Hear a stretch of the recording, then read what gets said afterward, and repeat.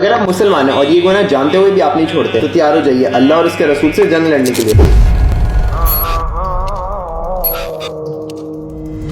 Century Italy European trading یا تجارت کا سینٹر تھا۔ دنیا بھر سے تاجر اپنا مال یہاں ٹریڈ کرتے تھے، لیکن ایک مسئلہ تھا، جب تاجر دنیا کے الگ الگ کونے سے آ کے اپنا مال بیچتے تھے تو اپنے ساتھ اپنی کرنسی بھی لاتے تھے۔ ویزا میں مرچنٹس کو 7 الگ الگ کرنسی سے ڈیل کرنا پڑتا تھا اور مسلسل اپنے سکوں کو ایکسچینج کرنا پڑتا تھا، اور یہ سکوں کی ادلا بدلی کا کاروبار باہر بینچز پہ ہوتا تھا۔ اب اٹالین میں بینچز کو بینکوں کہتے ہیں، اور یہاں سے ہمیں ہمارا ورڈ بینک ملا۔ انیشلی تو بینک سے کام لوگوں کے پیسے لے کر ان کو ایک سیف جگہ پہ سٹور کرنا تھا، لیکن وقت کے ساتھ ساتھ لوگوں کی ڈیمانڈ کے مطابق بینکس نے چیزیں ایڈ کرنا شروع کر دی اور بہت سے انکم سورسز بنا لی جس سے یہ پیسہ کماتے ہیں، جیسے لاکر جس میں لوگ اپنی قیمتی چیزیں بغیر کسی پریشانی کے رکھ سکتے ہیں، اس کے یہ سالانہ چارجز لیتے ہیں۔ انویسٹمنٹس بینک آپ کے جمع کیے ہوئے پیسوں کو جگہ جگہ انویسٹ کرتے ہیں، جیسے بانڈز خرید لے، گولڈ خرید لے، اسٹاک مارکیٹ میں انویسٹ کر دیا۔ ان سب بزنس ماڈل کو انشاءاللہ میں کسی اور ویڈیو میں سمجھاؤں گا، اور ان کی کمائی میں سے سب سے مین سورسز میں سے ایک سورس ایسے لینڈ کرنا، جس کو ضرورت ہو اس کو ادھار دینا، جس سے یہ انٹرسٹ کی شکل میں پیسے کماتے ہیں۔ اب اس بزنس ماڈل کو سمجھنے کے لیے میں آپ کو ایک ایگزامپل دیتا ہوں۔ امیجن کریں آپ نے بینک میں 100 روپے رکھا اور اس کے بدلے بینک آپ کو 1 سال کے بعد 10% انٹرسٹ دے گا۔ اب آپ سے یہ اگریمنٹ کر کے آپ کے یہ پیسے کسی اور کو ادھار دے دے گا اور اس سے 15% انٹرسٹ چارج کر دے گا۔ اب جب دوسرا آدمی بینک کو 115 روپے واپس دے گا، بینک آپ کو 110 روپے واپس دے دے گا اور بینک اپنا بیچ میں 5 روپے منافع رکھ لے گا۔ اب بظاہر تو یہ انٹرسٹ ہے، یہ سودی نظام ایک بڑا فائدہ مند ماڈل ثابت ہوتا ہے، لیکن اگر اس کی تھوڑی تفتیش کی جائے تو پتہ لگتا ہے اس کے نقصانات فائدے سے کہیں زیادہ ہیں، جس میں سے سب سے بڑا نقصان یہ ہے کہ سود کی وجہ سے آبادی کے ایک بڑے گروپ کو، ایک بڑے حصے کو سورسز آف وسائل کا کنٹرول جا رہا ہے۔ یعنی آپ دیکھ لیں جن کے پاس دولت ہے ان کے پاس مزید دولت جمع ہو اور جو غریب ہے وہ مزید غریب ہوں گے۔ دوسری طرف جو کنزیومرزم یا صرفیت کا کلچر جو معاشرے کو دیا جا رہا ہے، جس میں یہ تصور پروموٹ کیا جا رہا ہے کہ اگر آپ کے پاس خرچ کرنے کے لیے پیسے نہیں ہے پہلے خرچ کیے جائیں بعد میں ادا کیا جائے، یعنی انسان کو جمع کرنے سے زیادہ خرچ کرنے کی ترجیح دی جا رہی ہے، اور آپ سے خرچ کرنے کے بعد آپ سے انٹرسٹ چارج کیا جائے، جس کی زندہ مثال کریڈٹ کارڈز ہیں، اور اسی نظام میں انشورنس کمپنیز بھی آتی ہیں، اور اسی وجہ سے اسلام میں اس کے خلاف بڑی سخت وضاحت کی جاتی ہے۔ اس کا اندازہ آپ اس حدیث سے لگا سکتے ہیں۔ رسول اللہ صلی اللہ علیہ وآلہ وسلم نے فرمایا سود 70 گناہوں کے برابر ہے، جن میں سے سب سے چھوٹا گناہ